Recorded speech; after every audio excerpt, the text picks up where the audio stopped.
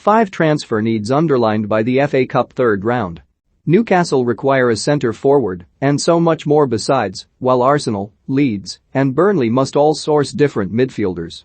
Here are the 5 transfer needs highlighted by the FA Cup third round. Newcastle, centre-forward. It was already abundantly clear that Newcastle need a striker, but their frankly hilarious FA Cup exit to Cambridge at least served to ram home that point to the Toon hierarchy in attendance. With Callum Wilson out for another 8 weeks, Newcastle could be adrift by the time their leading centre-forward returns. Against a League One outfit, the Magpies had 22 efforts on goal, while displaying the killer instinct of Mother Teresa. Eddie Howe started with Alan Saint-Maximin in the central role, before turning to Jacob Murphy. Despite him looking the most dangerous, Murphy was first to be hooked by Howe, with Ryan Fraser then thrust through the middle. All to no avail. Newcastle not only need a striker, but they really need one this week, with Watford due at St James Park on Saturday for a 6-pointer. A number of names have been thrown around. Burnley's Chris Wood is the latest, and the Saudi owners will have to accept that they will be made to pay over the odds if they want a fit-for-purpose centre-forward through the door before it's too late.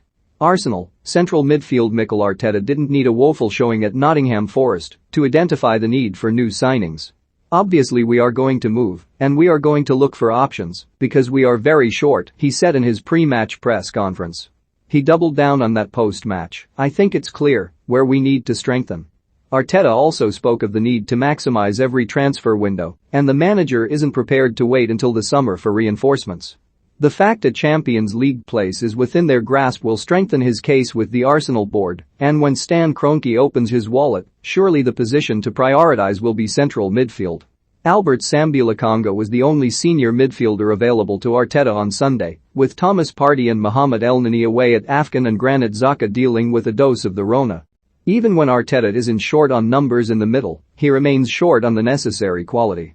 Arteta also wants a striker, but a centre-forward may have to wait until the summer. Arsenal can't afford to be as patient over their lack of options in the engine room. Burnley, a creative midfielder. Burnley suffered a similar fate to Arsenal, going out of the cup to championship opposition. There were mitigating factors. COVID is causing havoc at Turf Moor, with Sean Dyche missing from the touchline on Saturday. But the Clarets were still able to name a strong-looking side, one that caved into the Terriers, allowing the visitors to come from behind in the second half. During that period, Burnley were facing a teenage debutant goalkeeper, but Nicholas Bilakapic must be thinking the senior lark is a piece of PSS after playing 50 minutes off the bench without being forced into a save of note. That and the fact that the much-changed Huddersfield side was able to dominate the second period spoke of Burnley's dire lack of creativity. Aaron Lennon and Jack Cork shared the goal, but neither was able to penetrate the Terriers' defense.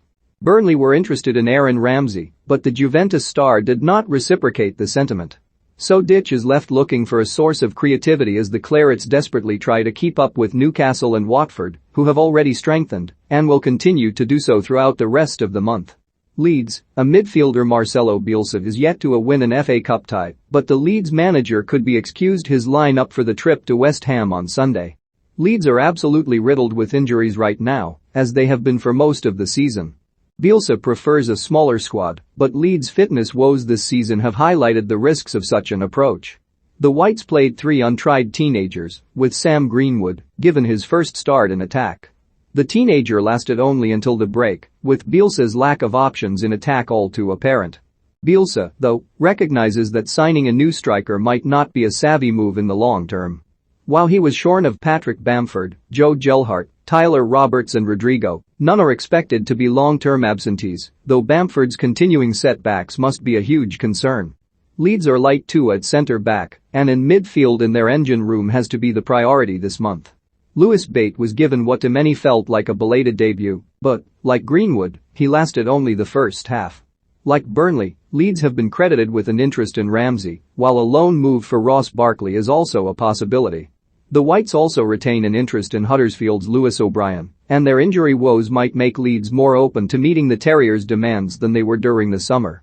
Everton, centre-back Everton reached the 4th round, eventually, but the win over Hull still prompted more questions than answers for Rafael Benitez. The manager was left in no doubt as to the supporters' feeling when a banner was unfurled in the closing minutes of extra time: Benitez, get out of our club. That came seemingly ages after the visiting fans joined their hosts in a chorus of "You're getting sacked" in the morning following a dire opening 20 minutes which saw Hull lead. Their opener after 45 seconds summed up much of what's wrong at Everton. They conceded the opener, again, and once more it came from a set piece, to add to the 9 they have shipped in similar circumstances in the Premier League.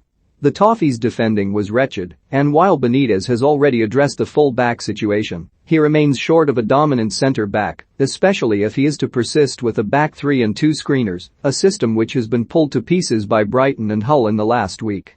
Seamus Coleman joined Ben Godfrey and Michael Keane in the centre, but all three struggled, while Hull continually played balls into the channels behind the wing-backs.